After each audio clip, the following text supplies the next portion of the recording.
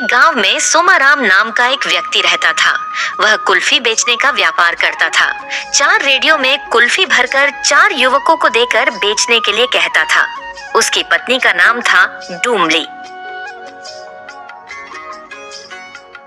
एक दिन डूमली का भाई दद्दू अपने गांव से आया। दद्दू आलसी था, इसीलिए किसी भी जगह नौकरी पर टिकता नहीं था। उसने अपने दीदी से कहा, दीदी आप तो जानते हो गांव में कुछ काम मिलता नहीं है। आप जीजा जी से कहिए ना कि वह मुझे कच्छू काम दिला दे। डुमली अपने पति सोमाराम के पास जाती है और कहती है, अजी सुनते हो मेरे भाई के पास नौकरी नहीं है, आप अपने पास काम पर लगा लो। ठीक है, साले साहब को अपने साथ काम पर रख लेता हूँ। सोमाराम दद्दू के आलसीपन के बारे में जानता नहीं था, सो मान गया। अगले दिन दद्दू को कुल्फी की एक रेडी सौंपा। दद्दू उस रेडी को लेकर चला गया।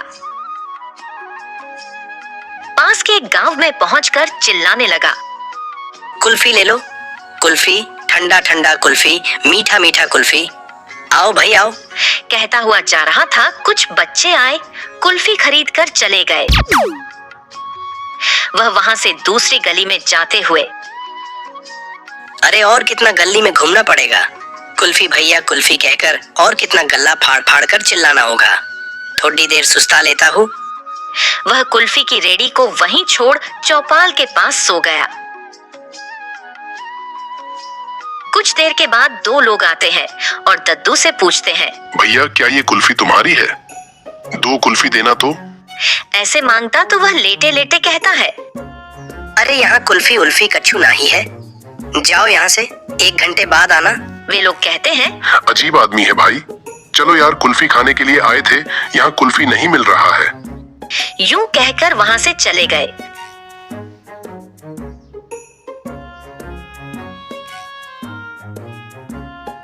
उस शाम को वह घर लौटकर सोमाराम को हाथ में पैसे दिए। पैसे देकर सोमाराम कहता है, क्या सिर्फ 20 रुपए कुल्फी नहीं बिके क्या?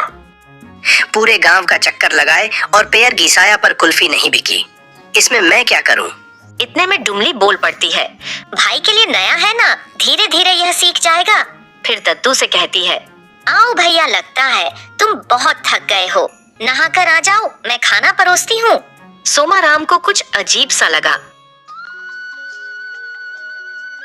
दद्दू हर दिन सुबह कुल्फी की रेडी लेकर बेचने को जाता और हर शाम को वह घर आता 10 या 20 रुपए ही देता था। आज फिर से 20 रुपए। और पूछने पर कहता, मौसम ठंडा है ना जीजा जी, कुल्फी कौन खाएगा? ऐसे वह हर रोज बहाना करता था। डुमली भाई की तरफदारी करती थी और शोभाराम को समझाती थी। एक दिन दद्दू कुल्फी की रेडी लेकर जाने लगा तो शोभाराम सोचता है, इसकी बातें मानने लायक नहीं है। ये हर दिन इतना कम पैसा लाता है, बाकी लोग अच्छा खासा लाते हैं। दाल में कुछ काला जरूर है, या पूरी दाल ही काली है, पता लगाना पड़ेगा। इस तरह शोभाराम दद्दू का पीछा करता है। दादू एक पाठशाला के बाहर कुल्फी का रेडी लेकर गया। शोभाराम पेड़ के पीछे छुपकर देखने लगा। इतने में एक बच्चा भागते हुए आया और कुल्फी खरीद कर चला गया। थोड़ी देर के बाद दद्दू बोलता है, हाय रे, कितना देर तक खड़ा रहूं, मेरे पैर खींच रहे हैं, अब भी सोने को जाता हूँ। ऐसा कहकर उसे पेड़ के पास आकर लेट गया जहाँ शोभाराम छुपा हुआ था। वह खर्राटे मारकर सो रहा था। इतने में कुछ बच्चे रेडी के पास आकर कुल्फी के लिए खड़े रहे। इधर सोमाराम सोते हुए दद्दू को और उन बच्चों को देख रहा था। थोड़ी देर के बाद कुल्फी वाला नजर नहीं आया तो बच्चे वहां से चले गए। शोभाराम बहुत गुस्सा हो जाता है और कहता है, ये बात है, ये बहुत आलसी है, इसीलिए इसे कोई नौकरी नहीं मिली और यह मेरे पास चला आया। इसे मैं नौकरी से निकाल दूं तो मेरी पत्नी दुखी होगी। इसे सबक सिखाकर सही रास्ते पर लाना होगा। ऐसा कहकर वहां से चला जाता है और अपनी परिचित एक सिपाही से कुछ बात की। उसे सिपाही ने सबको सुनकर हाँ किया।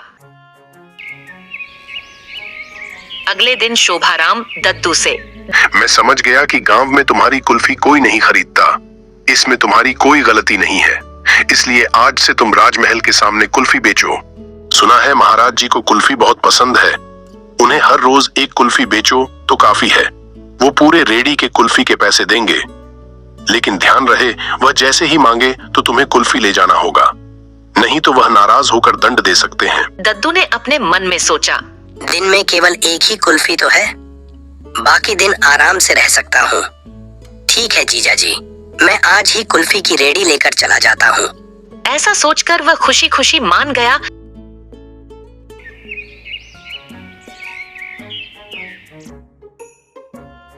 दादू कुल्फी वाली रेडी को राजमहल के सामने जाकर खड़ा किया। तभी एक सिपाही वहां जाकर बोला, महाराज कुल्फी मांग रहे हैं, तुरंत ले जाओ वरना नाराज हो जाएंगे। दद्दू खुश होकर एक कुल्फी लेकर किले में प्रवेश किया। वह कुल्फी लेकर किले में चल रहा था। बहुत चलने पर कुल्फी महल तक नहीं पहुंचा।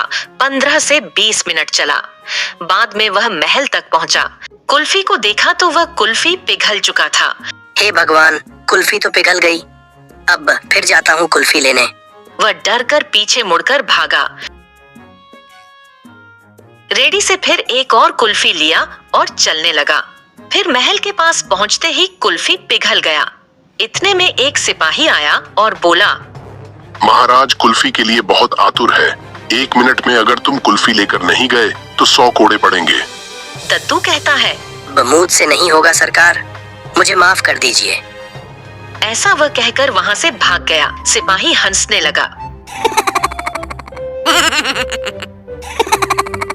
उस दिन से दद्दू चिल्लाता हुआ गली गली जाकर कुल्फी बेचने लगा। कुल्फी ले लो कुल्फी, ठंडा ठंडा कुल्फी, मीठा मीठा कुल्फी। कुल्फी ले लो भाई, कुल्फी ले लो। शाम को सारे कुल्फी बेचकर शोभा राम को पैसे देता था।